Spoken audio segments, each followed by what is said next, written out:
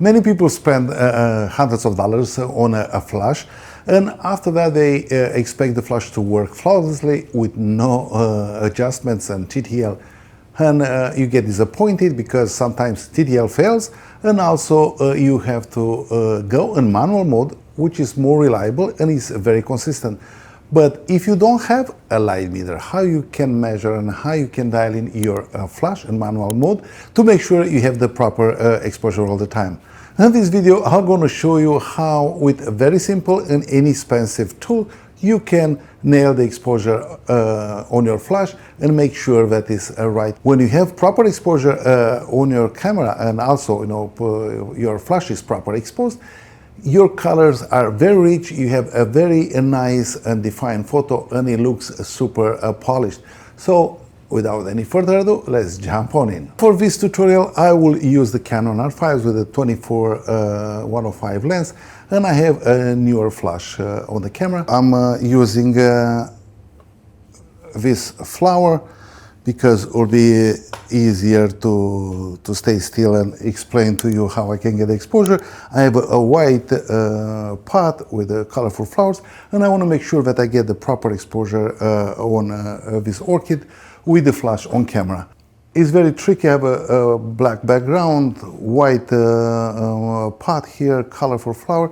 So in order to get the right exposure, I have to do a couple of tricks. I'll make sure that my camera is on and also my flash is on. The tool I'm using to measure the exposure is a gray card.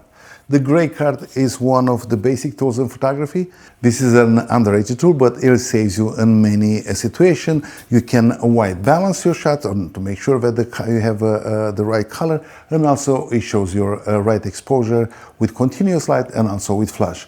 After I set up the gray card in the same location as my subject, first I have to dial in the settings on my camera. I have the ISO 100, 250 shutter speed, so everything, will cancel all this light, all this blue light I'm using right now, so it's easier to see and focus. But when I go at 250 of a second, this being a continuous light, it doesn't render or going to be just a black frame. I will zoom in to make sure that my whole sensor image, is covered with this gray card, and I will take a shot.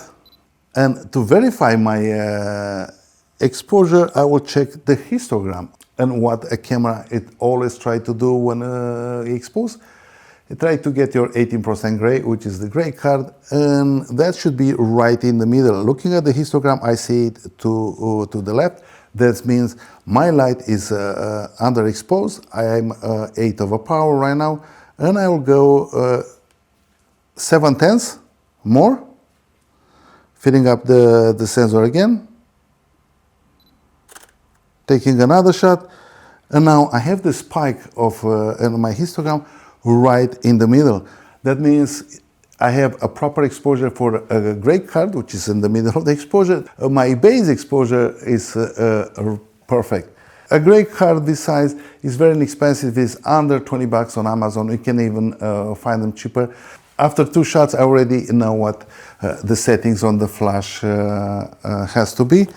I have my subject in an exact position what I want.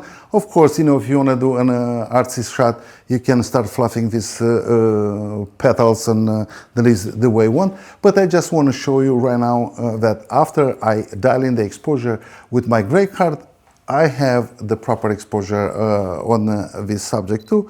I'm 1/8 of power and 7/10, as I dialed before. And as you can see, it's perfect exposure on the plant. It's the same way you can use it for a portrait, because you're going to have, you set your gray card, you dial in your exposure, make sure that your histogram is in the center, and after that you just swap the gray card with the person, and you're always going to be consistent with your exposure in your flash.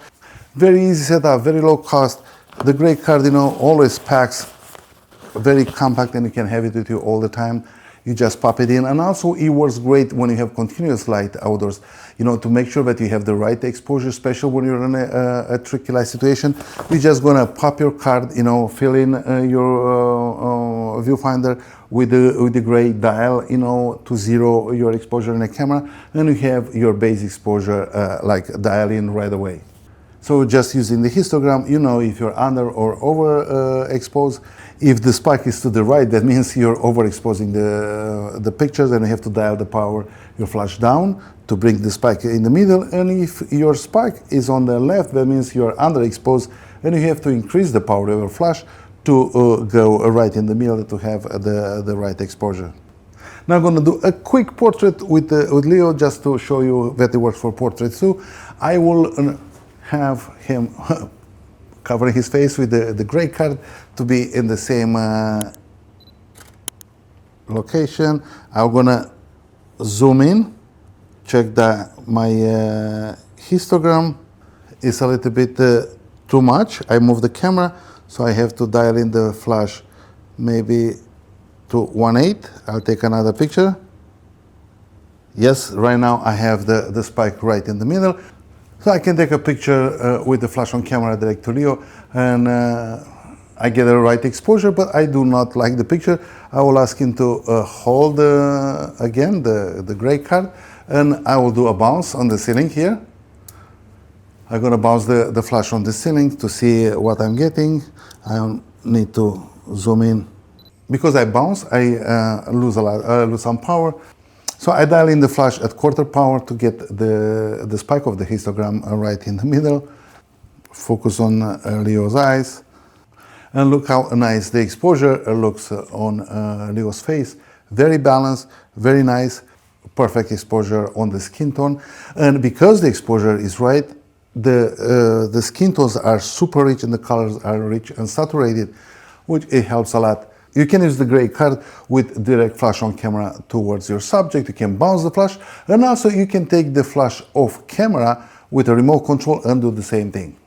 As you have seen in this video, very easy setup with the gray card. You get the right exposure on your flash right away. I'm just gonna take you a couple of seconds to get the right exposure looking at the histogram. This gives you a base exposure. You have to adapt it to your liking, to your camera lenses, and also you know how you like your colors, or especially the skin tones. Sometimes people like the brighter skin tone, sometimes they like it a little bit darker and richer. So it's up to you, but at least this is give you the base exposure, the medium 18% gray, which is the foundation of the exposure for every camera. I hope you guys enjoyed this video. Please check out my channel for more lighting tutorials and gear reviews. Don't forget to like and subscribe, and I will see you next time.